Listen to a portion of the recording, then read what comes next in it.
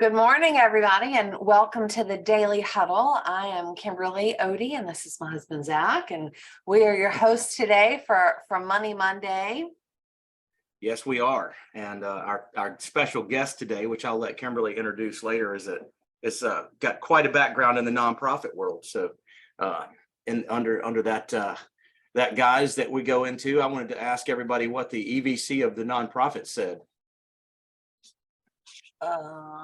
Who knows? Sorrel knows. No, I don't. Okay. We are in for the money. Thanks, Rashida. I'm in it for the money. That's Perfect.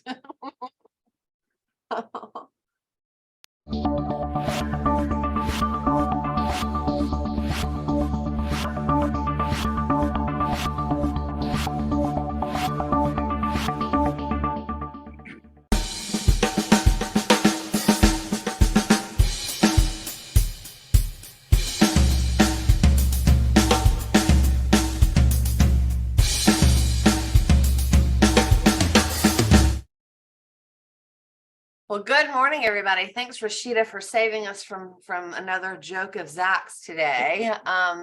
So today we're going to talk about nonprofit work, and Miss Elmire Raven is our guest. And I'll introduce her in just a minute, but I just wanted you guys to know what the question was as we get started. So our question of the day is, what is one thing that you wish you had known about doing nonprofit work? So we'll drum roll that, right? Because everybody wants to do a nonprofit. But before we get started with that, we have our own special Daily Huddle question. So Zach, you want to start with that? Sure, I will. I'm going to go to Happy Rashida, who saved us on the joke this morning, and say, what time is it, Rashida, and what are you grateful for today? Oh, the time is now, right now, on the Daily Huddle for what it is, Monday. Show me the money. And what I'm grateful for being here, awaking and taking deep breaths, healthy ones. And with that, I'm back to you all guys. All right. You make Mondays so happy, especially that little head bobble you got going on right there. It's pretty fantastic. All right. Well, Chase, where are you and who will you hug today? I am right here in the present moment. Can't get away from it. It's incredible. And who will I hug today? I am going to hug a great friend of mine that I'm going to drop off a musical instrument to that they need to borrow. I'm just going to give him a hug and say, it's going to be all right. You're going to make it. Good. That'll be a great hug for your friend. So, and Andrea, how are you? I am the way I say I am, and today, because it's money matters, I'm abundant. there you go. Awesome. And Welcome everybody, and thank you, Miss Elmire, for being on the call with us today. And Kimberly's going to tell you all about her and her extensive resume and how grateful we are to have you here. Absolutely. So we appreciate you being here and appreciate you being our guest. And just for those of you guys that obviously no one knows her yet, at least on our little Daily Huddle show. So she's a fantastic lady. We worked together for about 3 years on a nonprofit board in Charleston. But let me tell you a little bit about her background because it's pretty impressive. So Miss Elmire is currently the owner of Get It Right with Raven, LLC, which provides consulting to nonprofits as a troubleshooter in the area of board development. She's a former director of My Sister's House from February 1991 to May 2017. Previous work experiences as follows. She's director of volunteers and public relations for My Sister's House from 1989 to 1991. Allocations director of Trident United Way, and police sergeant of Georgia State University, dealing with issues in family violence coordinator at Trident Technical College from February 2004 to January 2005, and part-time faculty in the Human Services Department from January 2005 to December 2010. So she has been serving communities for a long time.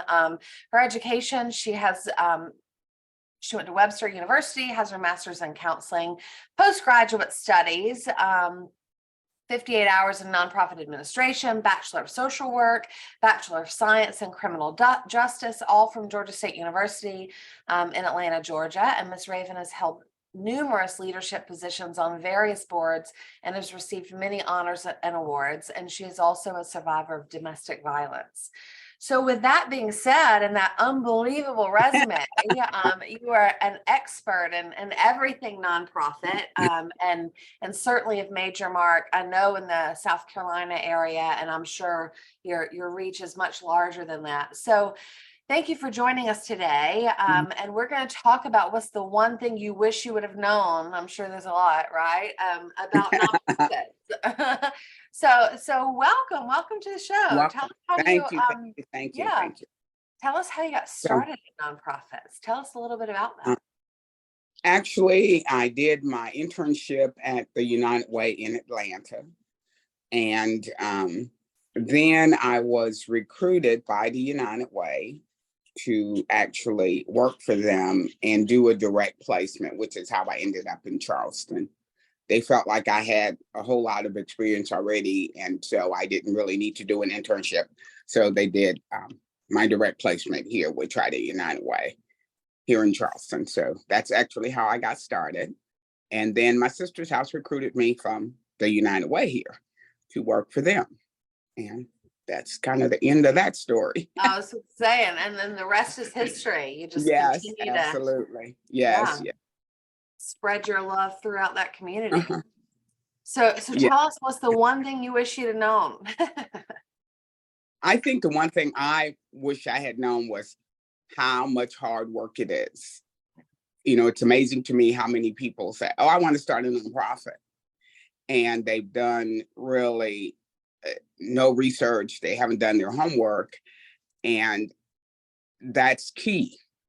I came into a nonprofit that was already in existence, and everyone already knew that there was a need. But for people that are looking to start a nonprofit, they need to know, are there other similar nonprofits in the area? Is there really a need for the nonprofit that you're looking to start? What will it cost to run that nonprofit? You know, technically, what kind of staff are you going to need to run the nonprofit? Where are you going to be located? All of those kinds of things. And people just seem to think, oh, I'm great. I'm just going to start this nonprofit because I have this passion and I want to do it. And passion is important because that's what keep you going. However, you have to have all the other things as well. And starting a nonprofit, of course, nonprofits are governed by boards of directors. So you need to have your 501c3 status. You need to have your board in place. And that's key because the board is actually in charge of your nonprofit. And so they need to be trained and they need to know what they're doing so that they can help you move your nonprofit forward. So you have to have all those key components, not just the desires of your heart to start that nonprofit.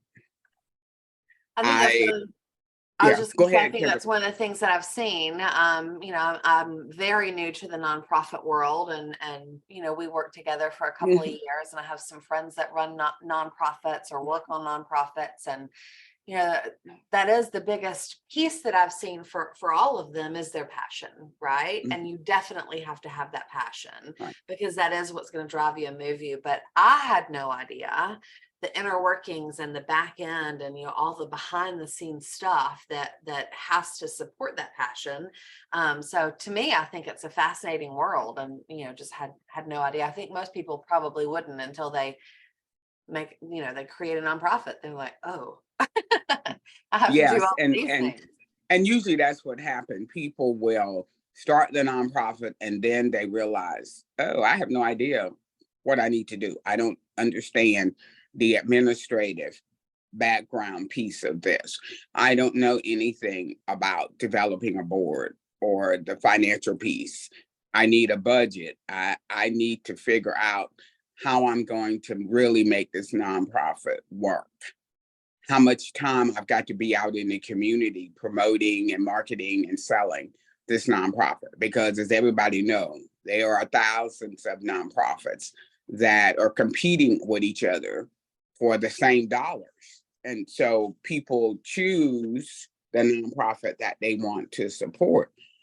And in order for your nonprofit to be that particular nonprofit, you got to be out there promoting and selling your nonprofit. So technically, you really have to be an excellent salesperson. People used Well, to like, I don't tease. like sales. I can't sell, but it's funny 'cause with that they do, don't they? Yeah, I mean, people used to tease me. They would say, "Oh, she'll ask you for anything," and that's very true. You know, because if you don't ask, they can't say yes or no. I So tell I my never kids. had any problems with asking for anything. It's like, okay, I need this, or will you sponsor this, or will you give me $25,000? I need it to And do and such when and you such and such. ask, the answer is usually yes, right? Yes, it In is. some form or Yeah, fashion. I think that's a big yeah, lesson just in life. yeah. I tell my kids, if you don't ask, the answer is always no. But I think it's great to hear you talking about people want to help, people want to give, Yes, they do. people want to Absolutely. donate. So if you Yeah. ask for something specific, they try to figure it out. And if it's something that you know they're interested in, that's the thing. Don't go asking somebody who really is a pet lover to support trees. They may not like trees. So, you know, you have to also know the person that you're going to ask, and developing a relationship with that individual, because unfortunately, people give to people. They give to the people they know, they give to the people that they care about and that they trust. And so even though I have been retired, be 6 years next month, I still have friends in the community that support the things that I support when I ask them to support, like Kimberly. Doc, thank you so much. But you know, that's what you have to do. You have to rely on the relationships that you have built with other people too, as well. I I have a question about- always I have a go question ahead. about a board, and I don't mean to take you No. out of your direction that you're going in, No. but when it comes to putting together a board for a nonprofit, I would Mhm. imagine that that's a difficult process when you find people that have to have a skill set, but also have to believe in that passion for that same kind of mission in order to dedicate that amount of time. Being on the outside of this organization that you and Kimberly worked with, I saw a lot of time going into that, and I saw a lot of things that were going into that. How do you go about finding board members if you have a and if that you're going to answer that in a minute, then feel free to do that. But that's I- the big question of mine. Yes, I always tell people when I'm working with them that you need to develop your board matrix, which should cover what you need on the board.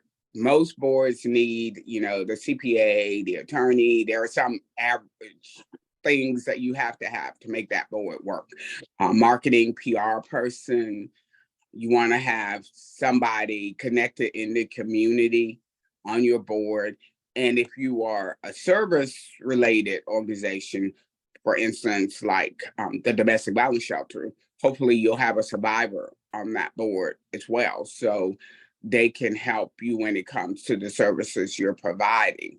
So there are some key things. And then, of course, you want to make sure your board is culturally diverse and representative of your community. So you don't want to have a total all-white board when your population you're serving is 50-50. You know, that's not representative of your community. And you also need to look at age, because boards should have terms. People need to go off. They don't need to be on your board for 20 years. And so you want to have some younger people, middle age, some older people, so that when you're transitioning people off and moving them along, you know, you'll still have that continuity and the knowledge base is still there. And I would think that the goal from having all of that diversity with age and cultures and genders and everything is so you have all of those different perspectives, right? Because those different perspectives and those different relationships will just make you stronger as a nonprofit and as an organization. Oh, absolutely. Yes. I mean, you don't want to, it's like anything else. Most of us have a diverse group of friends. Mhm. And that makes you a better person. I've lived in many places and I still have friends all over the United States. So I value those friendships. And I think it's important to, in life, just so you as a person get to know other people. You know, nobody wants to be around the same people that are exactly like you. At least I don't want to be around somebody that's exactly like me. So I think that's important for a board to be made up of a diverse group of people, everybody bringing different ideas, but working toward a common goal. And they have to be working toward a common goal. Everybody can't be going in their own direction. Everybody has to be working toward that common goal. And there should not be any big me, little you. Everybody should be working cohesively together to accomplish that goal. Now that's easier said than done, because we know as human beings, we kind of want our way in some cases. And so sometimes board work can be really hard too. Definitely so, yeah. So do you have a question? I just, so I've been on a couple of school boards for charter schools and things like that. And that was usually a tight group of people, a lot of it comprised of parents and other folks that had that common goal. But it's fascinating to me to have seen what I saw with Kimberly and the things that she was able to learn and do. She brought her perspective from the financial side, but the things about nonprofit that she would talk to me about from just learning from you and hearing the way that the board worked and having the different banking people on there and all those kind of things. It just fascinated me, not just the mission that the nonprofit was on, but how it could benefit you not only in growing and changing, but learning to be on a board of a nonprofit and to donate and volunteer your time. But it really is a business. And that's what I used to tell people. It's a nonprofit business. I was never one of those people that was into the struggling mode or the poor me nonprofit mode. That was not my makeup. My goal. I think you need to say that again. Like, I think that's a big point, because a lot of them are, right? Yes, a lot of people think that being a nonprofit means you should be struggling, you should not have money, you should always be out there trying to get money, which is just something nonprofits do. But you should also be solvent. You should have an operational account that is solvent, that can keep your organization running. If you were around as long as we were around, I mean, I was able to have annuities and investments to keep that organization going. For that organization specifically. Right. And I had supporters that established endowments for us, once again, to keep that organization going long term. So that, at certain points, we lived through the so-called recession, which I don't even want to go there, but grants were slow in coming, and our organization had a lot of grants. So I had to have money to continue to pay my staff, which was 21 people. I couldn't just say, oh, I have no money, I can't pay them. So you always have to have that reserve money, that operational money, so that you can be solvent during that time. And some organizations, 3 months without getting that reimbursement from the grants could shut them down. And sometimes it takes that long with a grant, or longer. Yes, right? and it took, that time it took us 4 months to get our reimbursements. So it was key that I did have operational money and the reserve to be able to go back to. But even the smaller things, like making sure you have a line of credit, whether you use it or not. We always had one. I never had to use it, but we had one as an organization. So all of those kind of basic business things, that's what you need to have, because a nonprofit is a business. It's a nonprofit business. And people want to know that you are accountable financially and that you're sound. I don't know about you, but I don't want to keep giving money to some organization that I know is constantly in the hole. That doesn't make sense to me. So it's key to be able to say, yes, I have 3 months operating reserve, or I have 6 months operating reserve because my monthly expenses are this. And I know several times I was told, well, you really don't need money by some of our funders. And I said, well, in order to keep the shelter open, I have to pay electric, water, insurance, everything that people pay in their homes. So yes, I may have an operational reserve, but I still need ongoing funds in order to continue to provide this service. So sometimes you also have to educate your funders as well, because I think some of them have that same mentality. Oh, poor nonprofit. Well, no, I don't want to be the poor nonprofit. Right. That's Yeah. a good point. I know we have several questions from the Okay. group, so we'll go to them in just a second. Okay. I just have one more question for Okay, you. sure.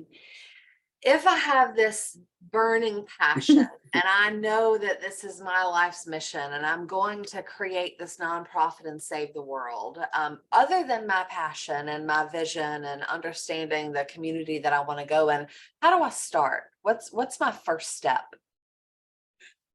I would always say research your community, determine if there is a need. If there are other nonprofits like the one you want to start, you don't want to be competing with other nonprofits for the same mission or goal. And then, of course, you have to do your paperwork for your 501c3 status, and just make sure that it's really what you want to do. I mean, because in the end, you have to be willing to give a lot of yourself, time, money, and sometimes tears, because it can be very frustrating at times when you're trying to run a nonprofit. You know, I used to work 12-hour days, a lot of days, because I did speaking engagements and we served 3 counties. And so I didn't have some typical 9 to 5, Monday through Friday job, because a lot of the groups we spoke to was on the weekend or at night. So you have to decide, okay, how much of myself am I willing to give to get this nonprofit off the ground and keep it going? Awesome. And doing it for 28 years, okay, then yes. And then you retire, but you don't really retire, right? Yeah, not really. Well, let's go have some questions. So Okay. Janice, I see your hand is up and it's been up for a minute. So what's your question today? Yes, good morning. Thank you for having me, and thank you for the speaker today. I have a church that I used to attend, and I got a message saying that they needed some funds for renovation. So I no longer attend the church, and I know there's few in number. So I asked, were there a non-for-profit? And they say yes. So I said, well, I'm more sure there's grants out there that they can fill out to help the renovation and the little bit of people that was, there. And so I'm just so glad that I'm on this call this morning, and Rashida Wright, even if I'm sleeping, she'll wake me up and say, get on the daily huddle, And this is just one of my late mornings that I sleep late. So I'm just glad that I'm on here for this morning to get information so that I could try to give them for them to carry on, because the church been there for some years, and the pastor passed, but he didn't leave instructions. So I guess they had to start from ground up. And I just need information to get them, because they're calling around asking for donations. But if they are a non-for-profit, Right. I'm not sure if this case falls in what you're talking about, because the state and things work differently for the churches. But I just need some information on that. Well, I'll just say it works a little different, but you still need to have um, your federal status, which Mm. you can actually just look that up if they are actually registered as a Mhm. church, and their numbers Okay. should come up. Okay. So I would suggest that's the first thing you do to make sure that they have Mhm. because I do know a lot of churches have existed, but they may not have registered. Mm. What's the question? Like if you were Googling it, what would you Google? She should Google the church's name and look for federal ID number. Okay. Okay. Okay. So are Awesome. there grants out there that the church can get? There are lots of grants out there, but Mhm. if you don't have your number, then you're not going to be able to get that grant. You got to have your paperwork together. So that's Gotcha. step one. Yes, Okay. Verify that. Awesome. Thank you Thank so you. much. Thank you're you so welcome. much. Thanks for your All right. question, Janice. Rashida, All right. I see your hand raised. Good morning. Good morning. I just love the topic, and why I love the topic is because I have a non-for-profit in New York. I moved from New York 9 years ago, and how I came about the non-for-profit is because I was working with a non-for-profit prior before I before I go and open my own non-for-profit. I was working with City Harvest. And from there, I branched out and I started to co-broke with different non-for-profit. And this is how I ended up having my own non-for-profit. And what I was doing was just food pantries and soup kitchen. And all and behold, it was very successful, mind you, because I was co-broken with other non-for-profit. So I used to use somebody's kitchen, they use my food, I use their kitchen. You know, it was one of Yeah. those networking situations. So for me, it was not hard to go through. And then I went into the food bank committee, and food was not a problem to get. And also the local supermarket, and it was Yeah. awesome. Trust me, lots of work. Yes. Let's sleep, but lots of work. But it was from my heart. It was Yeah. not nothing that I was doing for pay. I have my job, and this was, and what my non-for-profit have done. We work with a lot of volunteers. We goes to homeless shelters. We goes to nursing home. We extend our horizon to different places, so we got a lot of help. So there was not too much on my back, but having a non-for-profit, trust me, it's a whole lot of work. It's a job, Yes. and it's a business, but you really have to do it because it's a calling. For me, it was a calling. And I used to wake up at 4 o'clock in the morning and cook. Trust me. But it was one of those things that I do it because I love what I was doing. And the gratitude of those people that I was giving a plate of food to that Yes. morning, it Yes. was so fulfilling. Sometimes Yeah. I only get one thank you, but the one thank you cover the whole entire work that I put in that day. And with that, I'm out. And you can do so many things if you have committed volunteers. And I'm not going to tell people that working with volunteers does not work as well, because you do have to coordinate your volunteers. You do have to do some training. And basically, if they're working for your nonprofit, you're responsible for those volunteers. So you also have to understand, yes, they are key. They can take the place of the staff you may need. But once again, it is another piece of the actual job that you're doing with your nonprofit. So we have 3 more hands raised, and we're right Okay. at the end of our show. So I'm going to Okay. go to Sorrel really quickly, and then hopefully we'll get to the other 2. You guys might just have to stay on for another minute or 2, but let's try to make it quick so we can respect everyone's time. So Sorrel, What's your question? Can you hear me? Oh. Yes. You're welcome, Andrea. Talk to you soon. Okay, Molly, let's go to you. Sorrel, I know he had a meeting at 9:30, so he might not be available.